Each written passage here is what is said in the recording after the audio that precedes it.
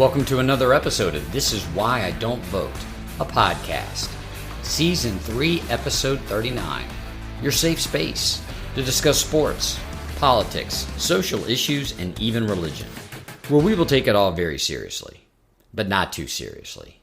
What's on the slate for this week? Well, a diatribe, sometimes meandering, about how Russia has already won the war in Ukraine. Yes, dear listener, that's a foregone conclusion. And Jim Harbaugh, the University of Michigan football team, and one of the more curious NCAA scandals in the last 20 to 30 years, a bizarre circumstance of sign stealing. It's a great spectacle, and when it comes to the substance of the matter, I just don't care. Thank you to all my loyal listeners. If you are new to the channel, if you're new to the podcast, please like, subscribe. Please give it 5 stars, write a review, thumbs up. Spread to the peoples far and wide. To all my loyal supporters, I thank you so much. I truly mean that, and I appreciate it from the bottom of my heart. If you would like to support the podcast, This Is Why I Don't Vote is on Patreon. You can go there and you can give me lots and lots of money so I can dedicate more time to the production value to give you the highest quality product possible. Off we go. Act 1, a diatribe about how Russia has won the war in Ukraine. You wouldn't know it from the media coverage here in the United States. Russia's won the war in Ukraine. It may take a year. It may take 18 months. It may take 2 years. Russia's already won the war in Ukraine. It's a foregone conclusion. It's just going to be how that bow is placed on that already wrapped package. And that's disappointing. It's disappointing for many people, including me, because the Ukrainian people are the true victims. Many of the citizens of Ukraine are the political pawns in a game of chess between the East and the West. It's hard to fathom Russia being qualified as being in the East, the Eastern Hemisphere, the Eastern region. And yet, given the way this war has created these new bedfellows, China, Russia, Saudi Arabia, India, I feel you could throw Russia in as part of the East versus West dynamic. So let's talk a little bit about how we got to this point. It's a strange and fascinating story because it hasn't really been told that well in the West, particularly the United States. Yet it's really at the prodding of the United States that this all occurred. And the long and short of it is, under hope and change, with one Hillary Rodham Clinton as Secretary of State, the United States was none too happy about how close Ukraine was with Russia. And at the time, they had a president that was elected by the people, mind you, and we have not really been exposed to in our Western media, particularly the United States, the divide in Ukraine itself between native Ukrainians and native Russians that were relocated to Ukraine as part of the distribution of native Russian peoples in the Soviet Union. So you had a bunch of native Russians who, for whatever reason, military or civilian, moved to Ukraine and have lived there for decades, for generations even. So you have this strange divide after the fall of the Soviet Union where you've got a bunch of native Russians who have sympathies towards Russia, and you have a bunch of native Ukrainians who have been discriminated by Russians for 100 years, 200 years, maybe longer. Well, Barry and HRC, they decide that it's time for that sympathy in Ukraine with Russia to be eliminated, and we foment a relatively violentless coup. There was some violence, but it wasn't such that it made international news as to there being a literal coup like there was in Turkey a few years back. You might remember where the military, there was an element in the military in Turkey that tried to perform an actual coup to get rid of old Erdogan, who's still hanging around. No, this was a more sophisticated endeavor where the people were riled up to recall their elected leader and elect this man Zelensky, a former comedian turned politician who has much stronger sympathies with the West. Well, what do you think the Russians thought about that? The Russians knew very well that the people in Ukraine did not all of a sudden become less sympathetic to the Russians and more sympathetic to the West, to NATO and the United States. They saw it as a State Department, a CIA operation, which it was.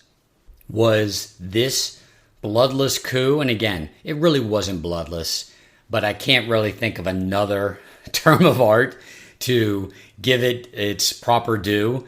But was this change in the guard, so to speak, removal of President A sympathetic to Russia with the installation of President B sympathetic to the West, to NATO, to the United States, was it a threat that Ukraine actually become a NATO ally?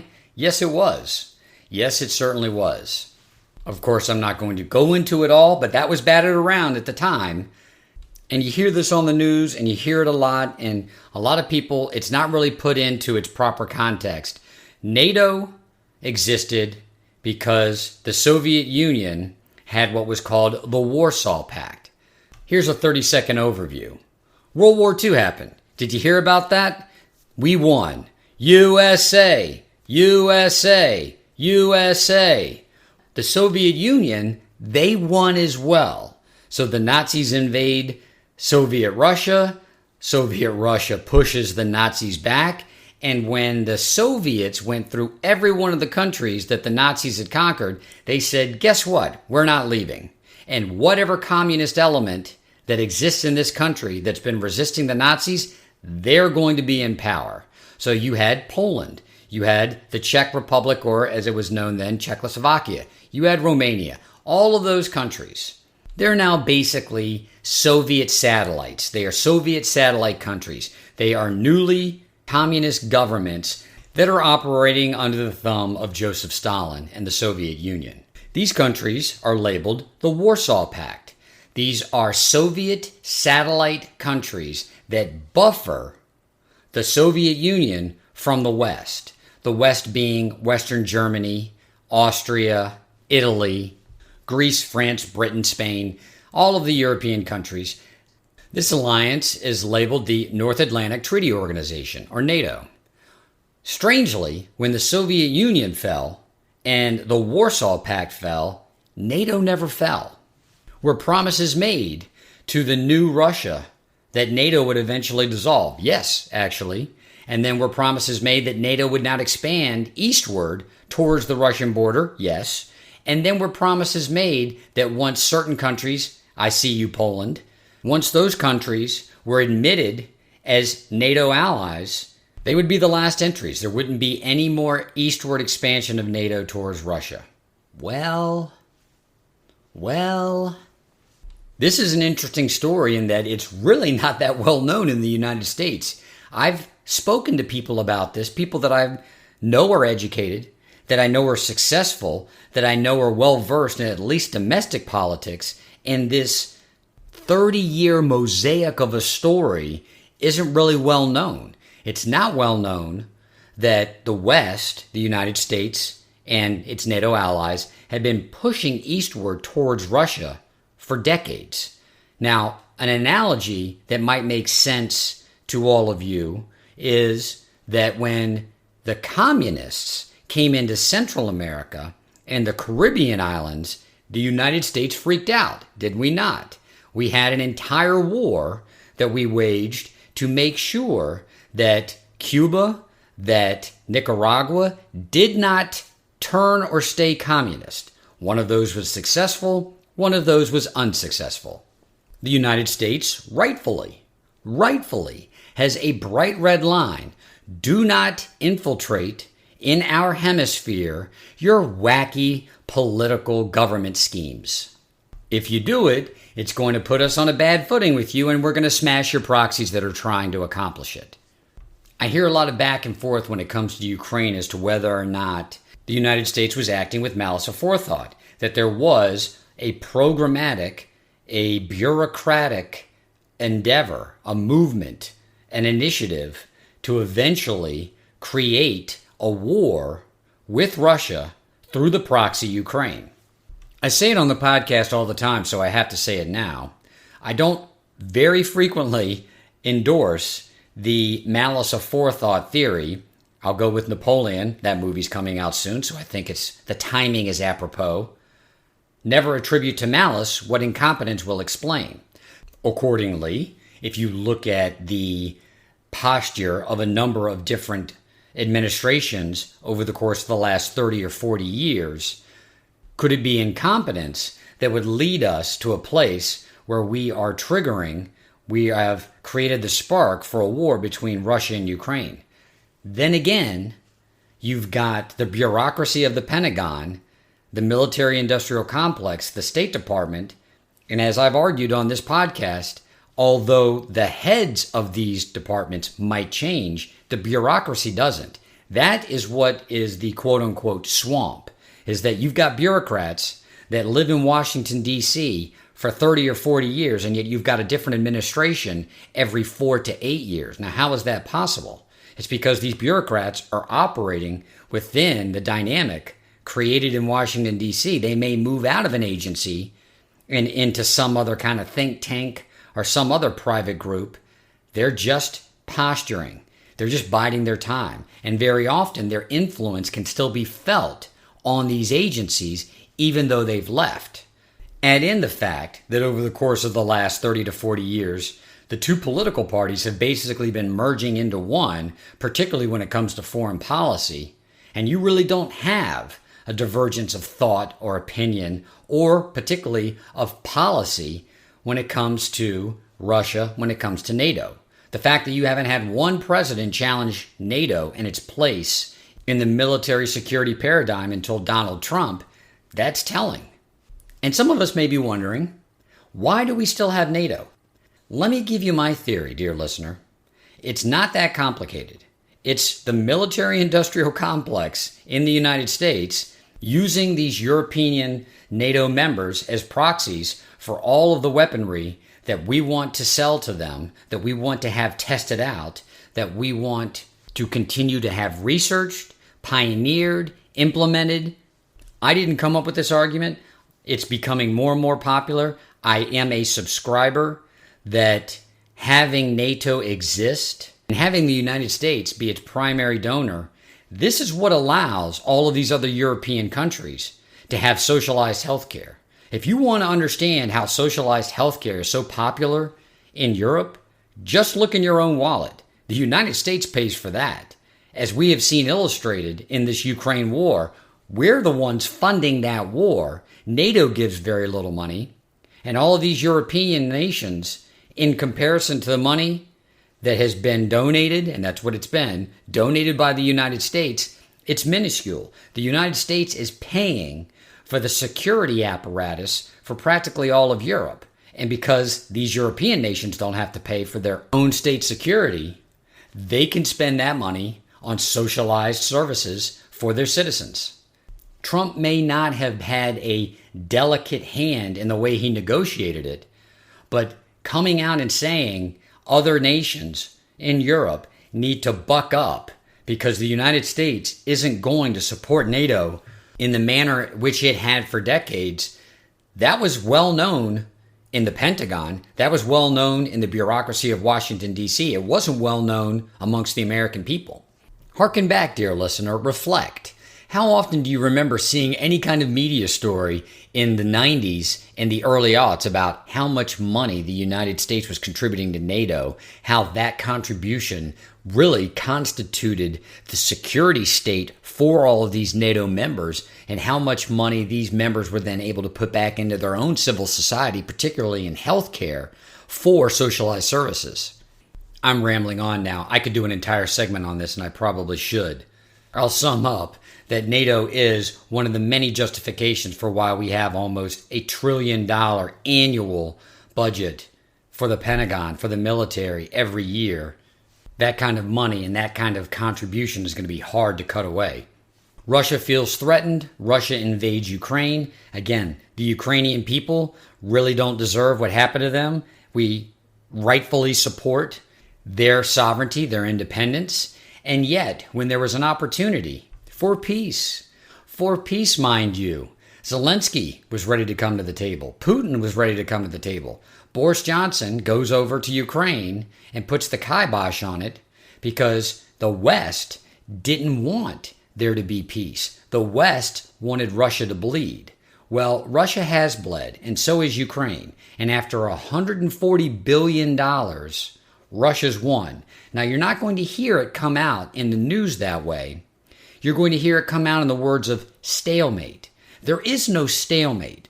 Russia invaded Ukraine. They really wanted to take the Donbass region. They wanted to keep Crimea. They got what they wanted. They occupy those areas. They're not going to leave. So the stalemate, for all intents and purposes, is Russia won. If Russia doesn't give back the territory that they took in the invasion, and it's a stalemate, and it stays that way for the next 5 or 10 years, who won? Russia. I've heard this analogy that it's kind of like Korea, where there's going to be a demilitarized zone and there's going to be a north and the south. That's not the same type of situation. There was a separation after World War II of North and South Korea, and there was a big fight, and guess what? The line was practically the same after the fight. So no one really took territory from the other. In this situation, that's not the case, right? Russia did come in. They did take territory. They're not going to move. The Ukrainians don't have the ability to take that territory back. The stalemate means Russia wins. And there's no political will anymore to give money to Ukraine so that after this winter, when hostilities will cease, just like they did last winter, remember, it gets real cold in Ukraine, so the chance to do something is probably in the fall, and we are at the precipice of when it's too damn cold for either side to do anything. So we're not going to see any movement between the lines until March, April, May. Throw in that you've got the hostilities between Israel and Hamas. Well, I think it better said Israel and Palestine. The fact that our paper money printing machines are now cranking out bills so that we can send a massive military force into the Persian Gulf, there's not going to be any more money for Ukraine.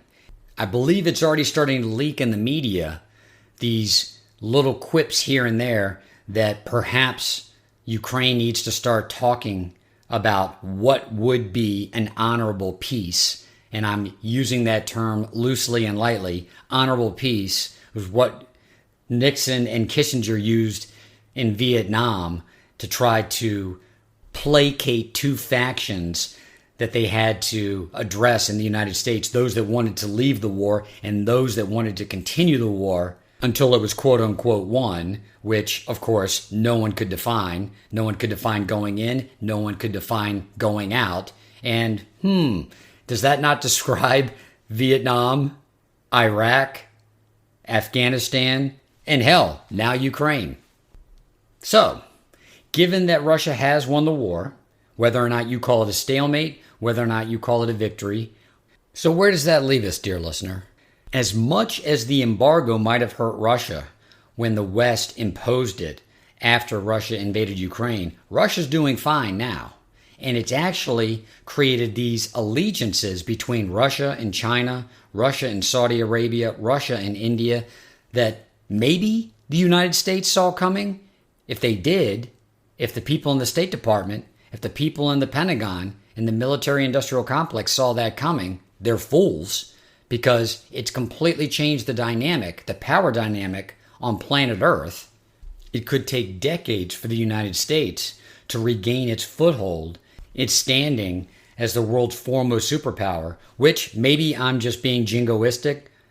I believe the United States is the world's foremost superpower. As many problems as we have, there is a perch, and the United States sits atop it, and I'm not sure that that can be said with any confidence anymore. People on both sides of the aisle complain about the U.S. standing in the world, and I think both of them are just being naive, if not childish, about the reasons why the United States may have lost standing in the eyes of the world. Many of the other countries that were witnessing what was going on in Ukraine saw it for what it was, that there was provocation by the West, that the actions very likely at least looked like they meant to drive Putin to take such drastic action, to invade Ukraine, if not were intentionally put in place to create such a scenario, then there was a chance for peace, and that was thwarted by the West, and that the Ukrainian people have been the ones to suffer. And as of Friday, November the 10th, the year of our Lord 2023, apparently for nothing, Russia is still going to get everything that it wanted when it invaded Ukraine, and it's very likely going to be in a better economic and a better diplomatic position than it was prior to the invasion. Between Libya and Ukraine and Syria, the Hope and Change HRC State Department, they got a pretty shitty track record. Act 2, Jim Harbaugh's a cheater and I don't care. This football scandal at the University of Michigan with Jim Harbaugh and stealing other teams' sign is one of the more curious NCAA violation stories that I can ever remember. For the unaware, Jim Harbaugh is alleged, the University of Michigan football team is alleged to have stolen the signs from other teams that are flashed to players during the course of the game. Now, this in and of itself is not an NCAA infraction or violation. It's when you send people to other teams' games. This is sending a human being to a stadium where Michigan is not playing, an opponent of Michigan is playing. You have that person sit in the stands and they secretly record the sideline of the opposing team for the entire game, and then you study that video in order to decipher the signs that they're flashing to their players during the course of the game. Why, might you ask? Is that a NCAA violation? Frankly, I don't know. I'm not so sure why it's such a sin to study film on TV of other teams while they're playing, their sideline, all of these silly signs now that they flash in order to communicate plays to the offensive and defensive teams. It's sacrosanct, evidently, to do this in both the NFL and in college. I believe it harkens back to the days of using words in college athletics like unsportsmanlike and unfair competitive advantage. With the advent of NIL and the fact that the NCAA has been using unpaid labor for decades, I'm not sure that these colloquialisms, they hold much water anymore. They hold much weight. The manner, though, of this story, the way that Jim Harbaugh has been alleged to have stolen these signs from other teams, it's just a weird story. It's fascinating. It's curious. Evidently, one of his staffers, who is in charge, is managing the entire sign-stealing program, was on the sidelines of Central Michigan University wearing the uniform. Now, of course, it's not really a uniform, but wearing the pants and the polo shirt consistent with being a coach on the sidelines during Central Michigan's game against Michigan State. Now, Michigan State obviously is an annual Michigan opponent, so having someone in the stadium to film or to review the signs that Michigan State uses to communicate plays into the players, that makes sense. To have someone on the University of Michigan football staff or affiliated in any way with the University of Michigan football team, have that person not sit in the stands, but present on an opposing team's sideline, wearing the uniform of the coaches, wearing the same clothes as the coaches wear, so that that person could have the vantage point of a coach looking at the opposing signs, or looking at the signs of the opposing team as they're being displayed and watching the players react to it and get into their formations. That is next level. That's Bill Belichick cheating. That's Houston Astros cheating. Interestingly enough, in both the NFL and in college, in football, sign stealing is not in and of itself against any rule. I want to make that very clear. It's when you get into the endeavors one would undertake in order to steal these signs, that's when you cross all of these quote-unquote red lines. And the Patriots are a good example of this phenomenon. Bill Belichick had members of the New England Patriots staff. They would go and film other teams' practices so that the Patriots would have the advance notice of formations for the upcoming game. They would go and they would film signals. And the Patriots would have this done when these practices should be closed, when these preparations should be closed to the public. Now, that is somewhat more nefarious when you are in a professional league, and in that professional league, it is agreed upon by the owners of the team, that certain practices will be closed and that it is not acceptable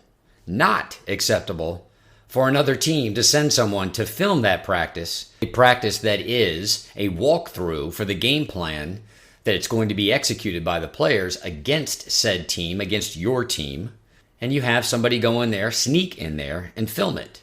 This college scandal, on the other hand, is much different because what's being alleged is that someone from the University of Michigan, affiliated with the football team, attended games of opposing teams and filmed those games, the sidelines of that opposing team for the whole game, so they could see every signal that was called and then attempt to decipher it.